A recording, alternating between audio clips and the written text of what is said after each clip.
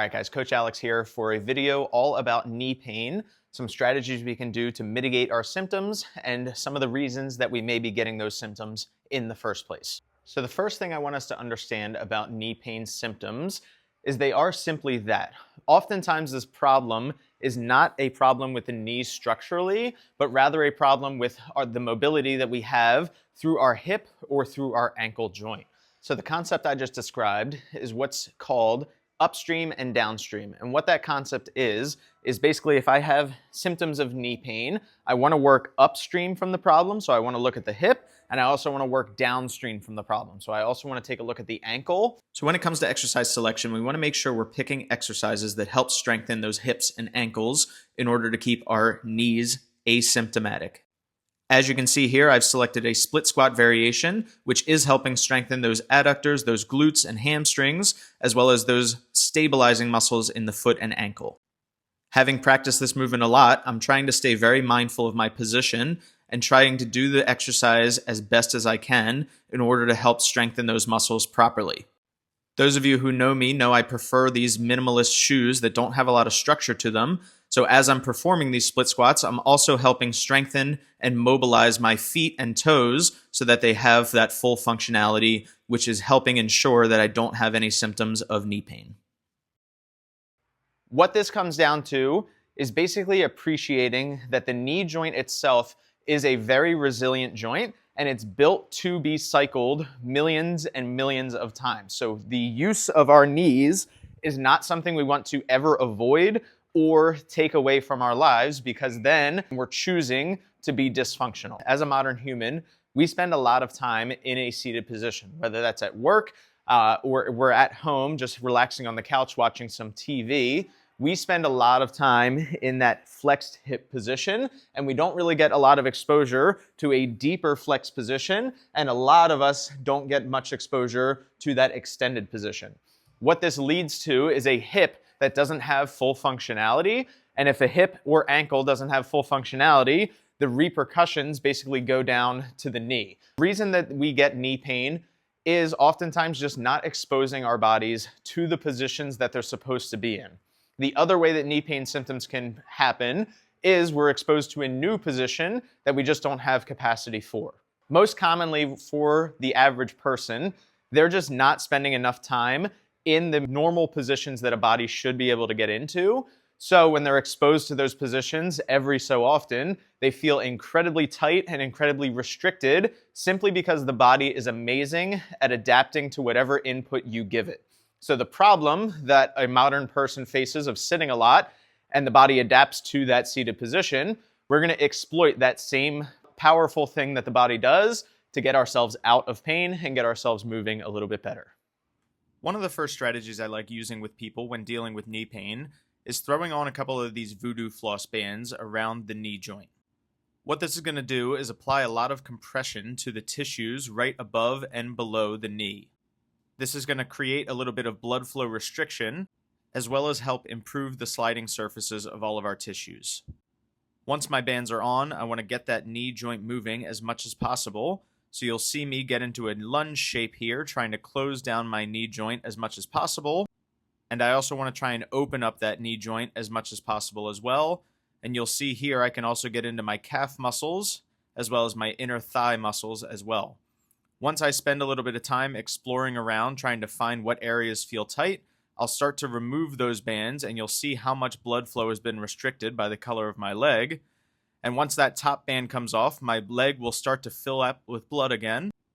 This helps remove waste products and helps my knee just flush and get a little bit of that decompression and decongestion that I really need. I always want to retest to make sure it feels a little bit better, and it does. Not everyone is going to have the same solution to those knee pain symptoms. I can't say that there's one exercise that everyone should do that will immediately alleviate their knee pain symptoms. This is where hiring a professional like myself to help you find where those solutions would be and hammering those solutions as much as possible. I think a massively misunderstood aspect of mobility is thinking that it's all just stretching and it's all relatively passive. That is something that I've definitely learned in the past couple of years working mobility, is it is not just a passive approach. You are really going to feel like you are earning your mobility. And when you're approaching this goal of trying to improve mobility or improve joint function, it's really going to feel like you're working your ass off. Much like all other aspects of fitness, where mobility training or joint stability training becomes difficult is simply just the consistency. That's really the key to staying mobile, is we want to stay in these positions or hit these positions with some level of frequency so that we never go these long spans of time without getting into a certain position. And then if we're exposed to that position and we load it a little bit too much too soon, then boom, we have our symptoms again, and now we're back at square one and we have to restart the whole process over again. The people I've seen have the biggest change in knee pain symptoms. A lot of them start with the mental aspect of feeling like they don't want knees that aren't able to serve the purposes they want them to serve.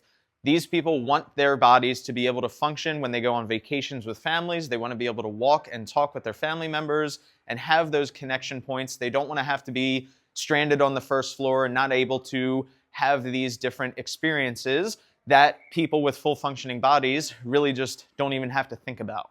So once we're at the point where we've figured out what our weaknesses are and we've figured out why possibly our knee pain symptoms are presenting, that's where we want to spend time trying to restore that range of motion and gradually adding back in those movements that we maybe haven't seen in a while. Spending time in these natural human positions is kind of step one for mitigating symptoms. So if someone hasn't spent any amount of time in the bottom of a squat, step one after we mobilize would just be to spend more time in that bottom position of a squat and just have the body start to adapt to getting used to sitting in that bottom position and just getting the joints and the tissues comfortable with being in that spot.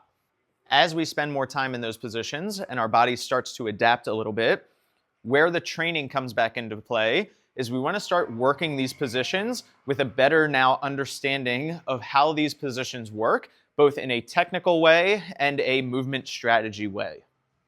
Again, this is another place where hiring a professional will greatly speed up this process, so they'll basically be able to see what your movement problems are and help you fix those problems and find solutions a little bit faster. From there, it's much like I described in the beginning of the video, where we just want to expose our body to these different positions and basically gain capacity through practice, and that's essentially what training is. So if we're working with knee pain and we first spend more time in the bottom of a squat and now we're more comfortable here, then we would start exploring things like a side lunge where I'm in a similar squat position, but obviously my legs are positioned a little bit different. So then I have to figure out if my body can handle that. And then we just keep exploring these different positions.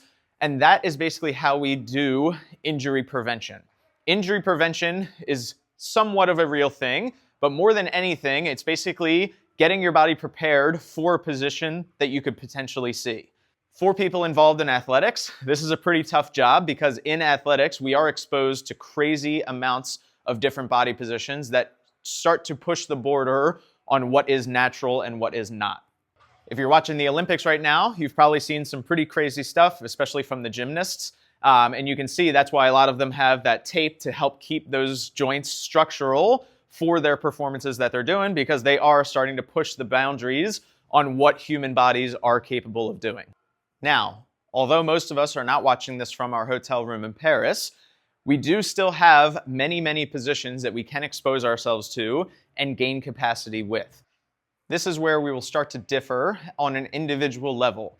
Some of us are going to want to really explore those ranges of motion and try to see basically the limits of what their body is capable of. And a lot of people, once they're out of symptoms, they're pretty much going to be happy with whatever their mobility is, and they might not pursue it to the extent that some others do.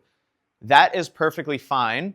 Where we want to make a hardline rule, however, is if I can't get into these certain positions that every human should be able to get into, barring any major car accidents or major injury that change the structure of your body, there are certain positions that every human should be capable of getting into.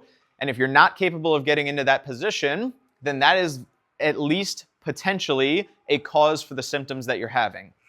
Where I see a lot of people go wrong, and it's not necessarily their fault, But where I see them go wrong is when they get these knee pain symptoms, they'll go to their osteo or they'll go to their physician and ask them for what their solutions may be. Oftentimes that means injections or just waiting until we can do a knee resurfacing, which can oftentimes alleviate those symptoms. But if you follow my train of thought here, if I don't have the capacity for movement before an intervention like a injection or a surgery, and then after that injection or surgery, I have no symptoms, let's say for a short period of time, but I don't work on fixing those movement inefficiencies, then it's just a matter of time before I see those symptoms again.